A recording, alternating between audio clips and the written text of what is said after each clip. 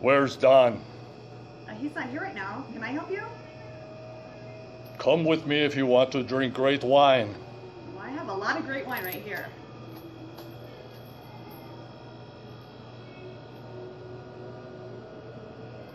I'll be back.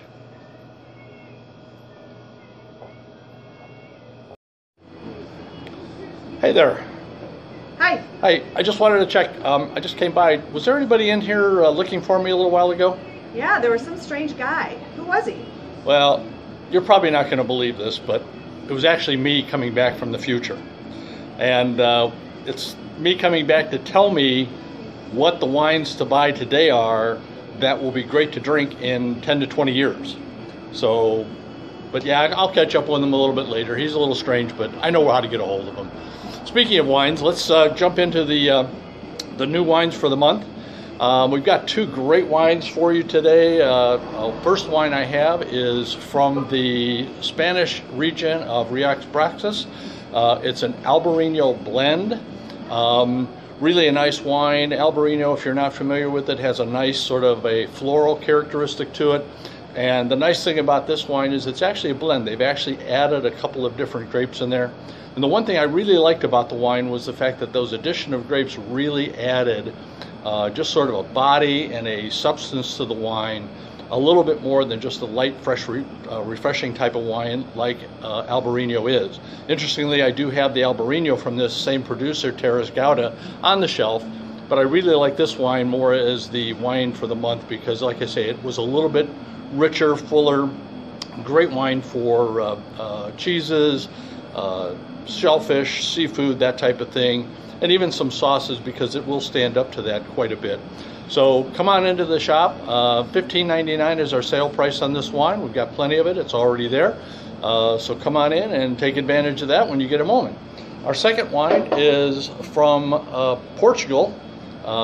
If you're not familiar with Portuguese wines and you happen to be a Wine Spectator reader, take a look at their most recent magazine.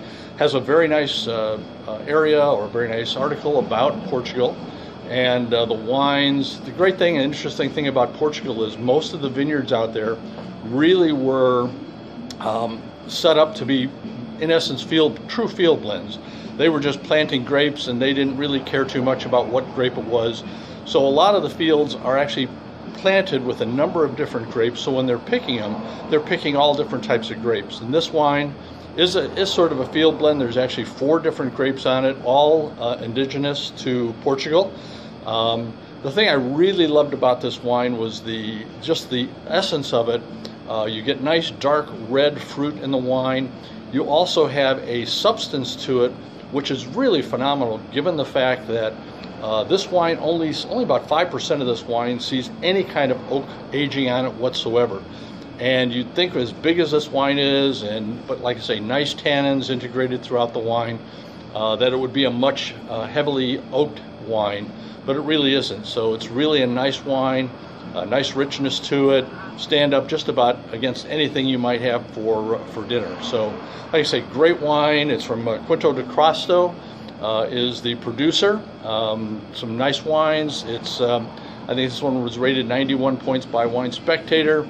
The Portuguese or the Spanish wine, the O Rosal from Terras Gauda, was rated 90 points by Spectator. So come on in, try any of these wines, and let us know what you think. I think we got some great wines. Last thing I'll just mention before leaving is keep in touch. We've got some, I think I've got some great things coming up here in the future, for the shop here. I'm not going to go into too much right now, but over the next maybe 2 months or so, we should have some really great ideas and some really great things coming for you. So stay in touch, keep in touch.